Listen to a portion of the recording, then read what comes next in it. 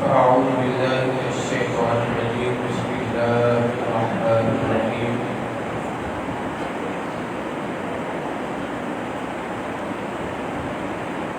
عزیزان گرامی قدر یاد رکھیے گا ہم اہل سنت و جماعت ہمارا مسلک ہے اور ہماری فقہ حنفی ہے، یعنی امام اعظم ابو حنیفہ رضی اللہ تعالیٰ عنہ کے ہم مقلد ہیں، آپ کی تقلید کرتے ہیں۔ تو فقہ حنفی کے نزدیک جو ہے اگر کوئی بندہ ایک وقت میں ایک ساتھ 3 طلاقیں اگر اپنی بیوی کو دیتا ہے تو طلاقیں 3 ہو جاتی ہیں، مگر جو غیر مقلد ہیں، جو اہل حدیث ہیں یا جنہیں ہم وہابی بھی کہتے ہیں، تو ان کے نزدیک وہ کہتے ہیں بندہ اگر ایک مجلس میں بیٹھ کر 100 مرتبہ بھی طلاق دے تو وہ کہتے ہیں ایک ہی طلاق ہوتی ہے۔ تو اکثر جو ہمارے حنفی بھائی ہوتے ہیں تو جب یہ طلاق کا مسئلہ آتا ہے تو پھر بعض دفعہ ان لوگوں کے پاس چلے جاتے ہیں اور وہاں سے فتویٰ لے کے آ جاتے ہیں کہ جناب طلاق تو ہوئی نہیں ہے۔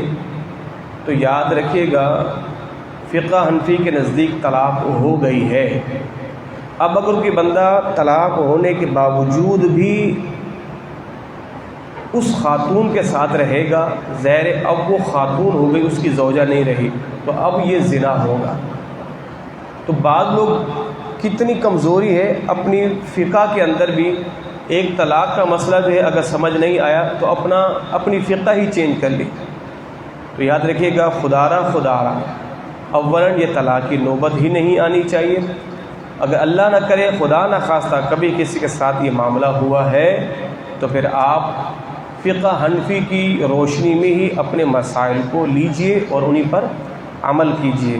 تو کئی نوجوان پہلے حنفی تھے اور جب یہ طلاق کا مسئلہ آیا، ایک نوجوان بھی آیا تھا میرے پاس، تو میں نے کہا طلاق ہو گئی ہے، تو کہا کہ نہیں، وہ کہتے ہیں طلاق نہیں ہوئی، آپ کہتے ہیں ہو گئی ہے۔ تو اس خدا کے بندے نے اپنی فقہ ہی چینج کر لی، اب وہ اہل سنت و جماعت سے نکل کے دوسری جماعت میں چلا گیا ہے۔ تو خدارہ آپ ادھر ادھر نہ جایا کریں۔ جب بھی طلاق کے مسئلے و مسائل ہوں تو ہمارے جو اہل سنت و جماعت کے دارالافتاء ہیں، آپ وہاں تشریف لے جایا کریں اور اپنے مسائل کو فقہ حنفی کی روشنی میں ہی جو ہے وہ اس کے مسائل جو ہے سماعت کیا کریں۔ اچھا، اسی طرح جو ہے وہ ہمارے یہاں یہ بھی مشہور ہے، اگر کوئی آدمی اپنی بیوی کو حمل کے دوران طلاق دے دیتا ہے تو یہ مشہور ہے کہ بھائی اگر عورت حاملہ ہے تو اس کو طلاق نہیں ہوتی، یہ بالکل غلط ہے۔ اگر حالت حمل میں مرد نے طلاق دی تو طلاق ہو جائے گی، ہاں اس حالت میں طلاق دینے سے منع کیا گیا ہے۔ اگر عورت کے ناپاکی کے دن تھے، مرد نے طلاق دی تو بھی طلاق ہو گئی، تو طلاق بہرحال ہر صورت میں ہو جاتی ہے۔ یہ کہ اس حالت میں جیسے ناپاکی کے دن ہیں یا حمل کے دن ہیں تو ان دنوں میں طلاق جو ہے وہ نہیں دینی چاہیے۔ اچھا، جو اس کی عدت ہے وہ وضع حمل ہے، یعنی جب تک بچہ پیدا نہیں ہوتا عورت عدت میں ہے۔ یعنی اگر عورت کو حمل سے 1 مہینہ یا 2 مہینے ہوئے ہیں اور مرد نے اس کو طلاق دے دی تو جب تک اس کا بچہ پیدا نہیں ہوتا 8 مہینے 9 مہینے 7 مہینے یہ ساری کے ساری اس کی عدت رہے گی۔ اور اگر مطلقہ ہے اگر کوئی عورت حاملہ نہیں ہے، اس کا شوہر نے اس کو طلاق دے دی ہے تو اس کی عدت 3 مہینے 10 دن ہے۔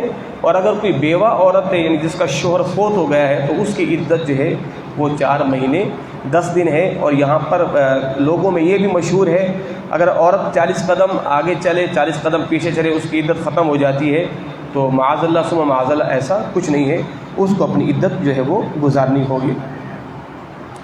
اچھا جی، اسی طرح جو ہے میں ہمیشہ کہتا ہوں کہ والدین جو ہے وہ اپنی اولاد کی تربیت ایسی کریں، ان کو کم از کم نمازی تو بنائیں، ورنہ قیامت کے دن گھر کے سربراہ سے بے عمل اہل و عیال کے متعلق بھی پوچھ گچھ ہوگی کہ تم نے اپنی اولاد کو دین پر عمل پیرا ہونے کا سبق دیا تھا یا نہیں۔ تو تو ہر باپ یہ اس بات کو اپنے ذہن میں بٹھا لے، اگر آپ نے اپنی اولاد کی تربیت نہیں کی تو قیامت کے دن آپ سے پوچھ گچھ ہوگی، اور آپ کی اولاد آپ کے خلاف گواہی بھی دے گی کہ مجھے تو میرے والد نے دین کا راستہ نہیں بتایا تھا۔ اولاد نماز نہیں پڑھتی، کم از کم آپ نے اپنے ذمے سے فرض ادا کر کے اس کو تبلیغ کر دینی ہے۔ گھر میں اپنی اولاد کو، اپنی زوجہ کو، اپنی بچیوں کو، اپنے ماں باپ کو بھی آپ نماز کی تبلیغ کرتے رہیں۔ بعض دفعہ اولاد ماں باپ کو نماز کا کہتی ہے تو جواب یہ ملتا ہے کہ جاؤ تم اپنا کام کرو، تم نمازیں اپنی پڑھو، میں تمہاری قبر میں نہیں آؤں گا وغیرہ وغیرہ، تمہاری جنت میں نہیں آؤں گا۔ یہ بعض دفعہ بہت سے ایسے کلمات وہ نکال دیتے ہیں جو کلمات کفر ہوتے ہیں، بندہ کافر ہو جاتا ہے۔ مگر اولاد کو چاہیے وہ ہمت نہ ہارے، اپنے ماں باپ کی حکمت کے ساتھ اور پیار محبت سے ان کو نماز کی دعوت دیتی رہے اور نیکی کی دعوت دیتی رہے، مگر ادب کے دائرے کے اندر، جس سے ان کی حوصلہ شکنی نہ ہو اور ان کی توہین بھی نہ ہو۔ اچھا جی، اسی طرح بعض دفعہ غیر مسلم سلام کرتے ہیں، جیسے عیسائی ہو گئے، وہ مسلمانوں کو سلام کرتے ہیں السلام علیکم ورحمۃ اللہ، تو آپ نے وعلیکم السلام ورحمۃ اللہ جواب نہیں دینا، آپ نے یہ کہنا ہے وعلیکم ماشاء اللہ، یعنی تم پر بھی جو اللہ نے چاہا، یا تو یہ کہیں یا پھر یہ کہیں والسلام علی من اتبع الہدی، سلام اس پر ہو جس نے ہدایت کی پیروی کی۔ آسان لفظوں میں یوں سمجھیے، سلام اس پر جس نے اسلام کو قبول کیا، ٹھیک ہے جی۔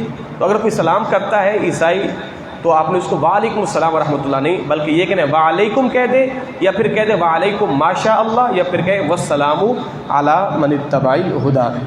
حالت نماز میں اکثر لوگوں کو آپ نے دیکھا ہوگا کہ وہ دونوں ہاتھوں سے کپڑا درست کرتے ہیں۔ جب آپ سجدے سے اٹھ کے قیام میں جاتے ہیں تو اکثر لوگ دونوں ہاتھوں سے کپڑا سیٹ کر کے پھر ہاتھ باندھتے ہیں۔ یہ وہ طریقہ ہے جس سے نماز ٹوٹ جاتی ہے، اس لیے کہ سامنے سے دیکھنے والا کوئی بھی شخص آپ کو نماز میں شمار نہیں کرے گا۔ ظاہر ہے آپ دونوں ہاتھوں سے کپڑا سہلا رہے ہیں، اس کا کیا مطلب ہے؟ آپ نماز میں نہیں ہیں، کیونکہ یہ کام نماز کے باہر ہوتا ہے اور آپ نماز کے اندر کر رہے ہیں، دیکھنے والا سمجھے کہ یہ نماز میں نہیں ہے، تو یہ چیز بھی جو ہے وہ آپ کی نماز کو جو ہے وہ توڑ دیتی ہے۔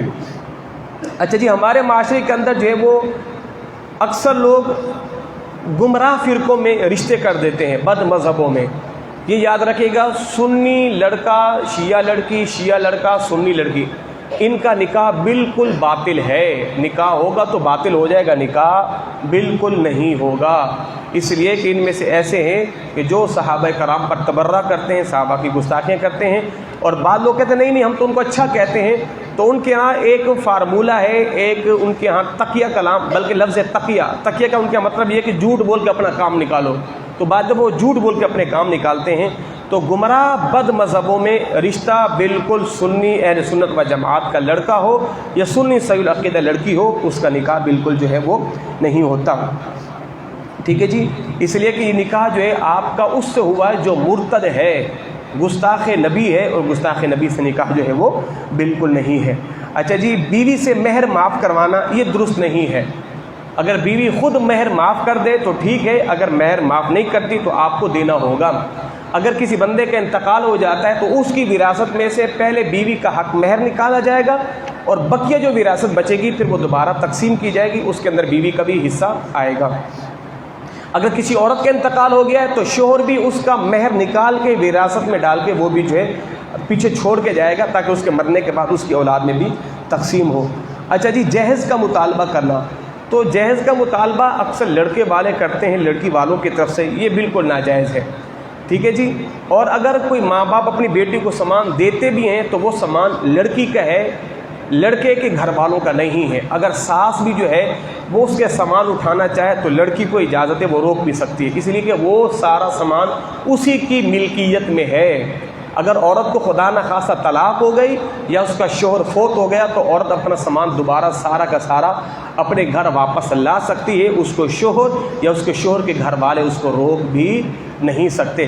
مگر شرعاً یہ ناجائز ہے کہ بے جا مطالبہ کرنا کہ لڑکی کو یہ بھی دو، یہ بھی دو، یہ بھی دو۔ ظاہر اگر بولتے بھی ہے تو وہ لڑکی اپنا سامان لے کے آئے گی اور اپنا سامان لے کے واپس بھی جا سکتی ہے۔ مگر یہاں ایسا بھی سننے کو ملتا ہے، کئی نوجوان ڈیمانڈ کرتے ہیں ہمیں جہیز کے اندر موٹر سائیکل چاہیے۔ اے جی، تم نے موٹر سائیکل لے کے کیا سرکش میں جا کے چلانا ہے؟ تم نے جا کے وہاں کرتب دکھانے ہیں؟ جی ہمیں کار چاہیے، ہمیں یہ چاہیے، معاذ اللہ ثم معاذ اللہ کی پناہ.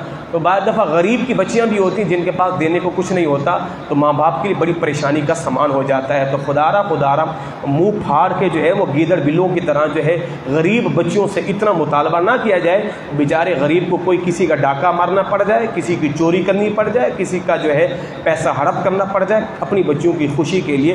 تو خدا را رشتوں کو دیکھ کر جو ہے آپ مطالبہ کیا کریں، بلکہ مطالبے کا تو سوال ہی پیدا نہیں ہوتا. ٹھیک ہے جی، نیک رشتہ دیکھیں، دیندار لڑکی دیکھیں اور رشتہ آپ بھیج دیں. اللہ رب العزت آپ کو اس لڑکی سے ایسی دیندار اولاد عطا کرے گا، آپ کی دنیا بھی روشن ہو جائے گی اور آپ کی آخرت بھی روشن ہو جائے گی. آمین. اللہم